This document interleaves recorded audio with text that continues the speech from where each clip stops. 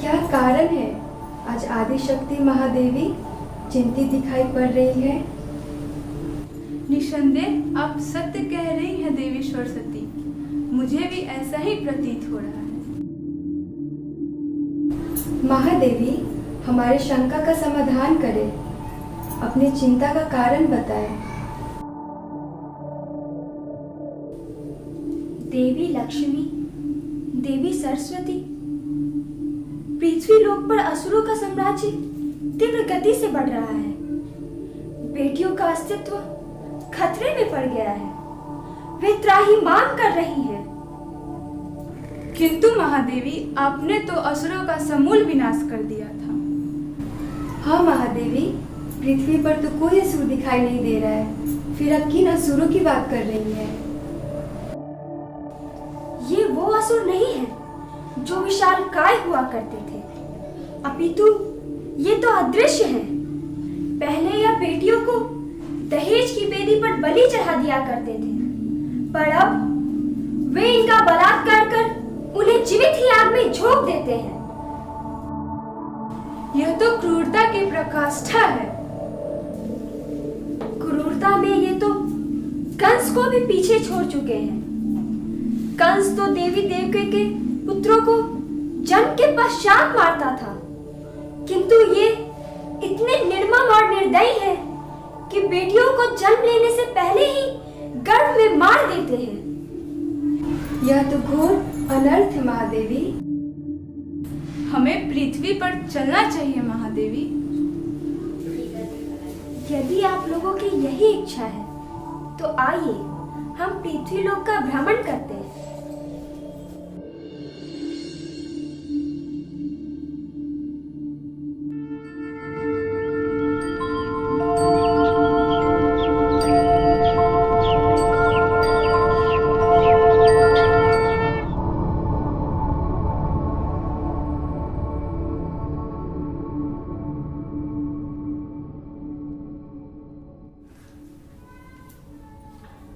लाला जी, 8 ही कन्या है, एक कन्या कहाँ है? पुजारी जी, बस आ ही रही है। अभिषेक, अभिषेक इधर आओ। जी अंकल। तुम शीघ्र ही वैष्णवी के घर जाओ और उसे अपने साथ लेकर आओ। जी अंकल। लाला जी, अब विलम्ब मत कीजिए, कन्या पूजन का मुहूर्त निकला जा रहा है। हाँ हाँ पुजारी जी, मैं खुद परेशान हूँ, बस थोड़ी देर और इंतजार कीजिए। अशोक जी, तब तक आप कन्याओं के लिए भोजन का प्रबंध कीजिए। हाँ हाँ, क्यों नहीं। तत्सम। जी अंकल। भोजन सामग्री ले आओ। जी अंकल। Uncle uncle. क्या हुआ? और वैष्णवी कहाँ है? वैष्णवी को घर से निकले काफी देर हो चुकी है। काफी देर? तो गई कहाँ? लाला जी, नवरात्र का समय है, घर घर में कन्या पूजन का आयोजन हुआ है। हो सकता है किसी ने बिठा लिया हो। अब एक और कन्या कहाँ से लाऊं? इधर कोई दिखाई भी तो नहीं दे रही है। और आज के दिन कोई कन्या मिलेगी भी नहीं। मेरी मानिए तो 8 कन्याओं को ही भोजन कराइए। हाँ हाँ, अशोक बाबू ठीक कह रहे हैं, अब मुहूर्त निकला जा रहा है। ठीक है, जैसी आप लोगों की इच्छा। तत्सम। अभिषेक, चलो कन्याओं को भोजन परोसो।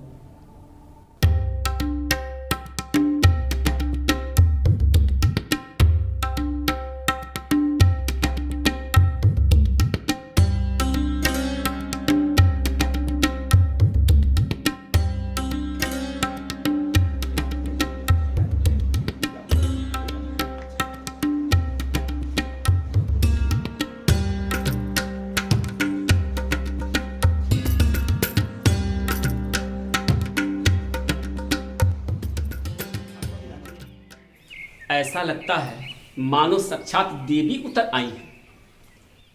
कन्या देवी का स्वरूप होती है।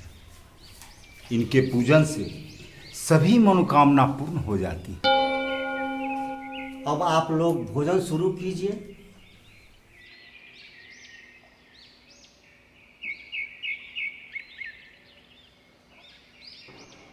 ठहरो। अरे वैष्णवी, कहाँ थी तुम? आओ आओ बैठो। क्यों? अरे आज नवरात्रि का अंतिम दिन है। आज कन्या पूजन का विधान है। मैं नहीं मानती आपके विधान को। ये क्या कर रहे हो बेटी? ये तो हमारी परंपरा है। एक दिन कन्या पूजन से आपका विधान सफल हो जाता है, एक दिन हमारी पूजा करते हो और सालों भर हम पे जुर्म ढाते हो। क्या यही है आपकी परंपरा? क्या यही है आपका विधान? जुल्म? कौन सा जुल्म? और ये कैसी बातें कर रही हो तुम? हर रोज हमारी हत्या करते हो, दुनिया में आने से पहले ही हमें गर्भ में मार गिराते हो। ये जुर्म नहीं है? हर कोई एक जैसा नहीं होता बेटी। मानता हूं कुछ लोग ऐसे होते हैं, किंतु एक के लिए सबको दोषी ठहराना उचित तो नहीं है। ठीक है, चलिए आपकी बात मान भी लेती हूँ, पर एक बेटी के जन्म पर भी लोग उतने ही खुश होते हैं जितने कि एक बेटे के। दादाजी बताइए, क्या आप अपनी पोती को उतना ही प्यार करते हैं जितना कि आप अपने पोते से? ये सच है कि मैं अपने पोते से अधिक प्यार करता हूँ, और ये भी सच है कि पोता वंश को बढ़ाता है। कितनी घटिया सोच है हमारे समाज की। दादाजी, वंश चलाने के लिए बेटे और बहू दोनों की जरूरत होती है। जब बेटी ही नहीं रहेगी तो बहू कहाँ से लाओगे? क्यों सृष्टि का विनाश करने पे तुले हैं आप लोग? अब पहले जैसी बात नहीं रही, समय बदल रहा है। अब सरकार ने भी बेटियों को बचाने का संकल्प लिया है। दुर्गा पूजा शक्ति की पूजा होती है, नारियों के सम्मान का प्रतीक अब केवल मंदिरों में ही नहीं बल्कि घर घर में पूरी श्रद्धा से मनाया जाता है। तो फिर वो लोग कौन हैं जो दहेज के नाम पर बहुओं पर अत्याचार करते हैं? कभी जिंदा आग में जला देते हैं, कभी फांसी के लिए मजबूर कर देते हैं। अगर बेटियों के प्रति थोड़ा सा भी सम्मान होता तो उनके साथ खिलवाड़ नहीं होता, उनका बलात्कार नहीं होता, बेटियां गिद्ध की तरह नोची नहीं जाती। जब जब बुराइयां अच्छाइयों पर हावी होने लगती है, तब तब देवी शक्तियों का आवाहन किया जाता है। वो देखो, माता रानी ने बुराई के प्रतीक महिषासुर का वध किया था। रावण वध हमें बुराई पर अच्छाई की जीत का संदेश देता है। इसीलिए हर दशहरे के दिन रावण का पुतला जलाया जाता है। रावण के पुतले जलाते हो, रावण का वध करते हो, किंतु उस रावण को कब मारोगे जो लोगों के दिलों में बैठा है? बोलिए ना अंकल, बोलिए ना अंकल, बोलिए ना, चुप क्यों है? बोलिए ना अंकल, कब मारेंगे उसे? बोलिए ना। दादाजी बताइए, कब मारेंगे उसे? बताइए ना दादाजी, कब मारेंगे उसे? कब मारेंगे? बेटी, तुम्हारे प्रश्न का जवाब मेरे पास नहीं। अब तुम ही बताओ, मैं क्या करूं? आखिर तुम चाहती क्या हो? जब बेटा और बेटी दोनों एक ही कोख से जन्म लेता है तो हमारे साथ इतना अंतर क्यों? भगवान ने हमें बेटी बनाकर भेजा तो इसमें हमारा क्या दोष है? क्यों हमें प्यार से नहीं अपनाया जाता? आखिर हमारा कसूर क्या है?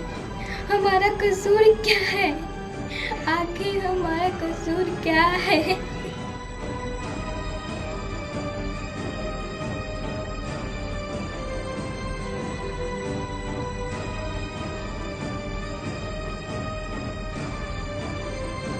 माँ, तुम्हें अपनी बेटी का दर्द दिखाई नहीं देता।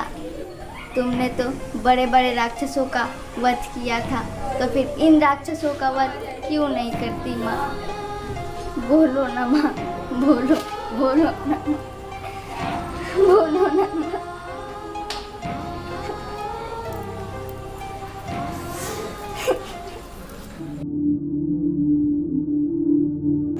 उठो बेटी।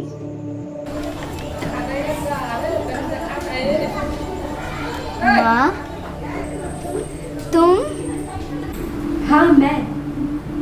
बेटी, तुम अबला नहीं हो, तुम में अपार शक्ति है, तुम शक्ति स्वरूपा हो।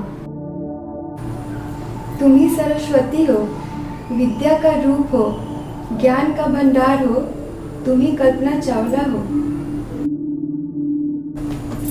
तुम ही 16 कलाओं में संपूर्ण लक्ष्मी रूपा हो, तुम ही इंद्रा हो। तुम में दिव्य शक्तियां हैं, तुम लक्ष्मी बाई हो। आसुरी शक्तियों का प्रतिकार करो। नारी होकर मैंने भी महिषासुर जैसे कई दुर्दांत राक्षसों का वध किया, तब जाकर देवी कहलाई। उनकी अपेक्षा तो यह कुछ भी नहीं है। यदि तुम भी सम्मान पाना चाहती हो तो इन आसुरी संस्कारों को परास्त करो। उठो बेटी, उठो। उठो बेटी, उठो बेटी, उठो। उठो। उठो बेटी, उठो। उठो बेटी, उठो। वैष्णवी, उठ जा बेटी, कन्या पूजन के लिए जाना है।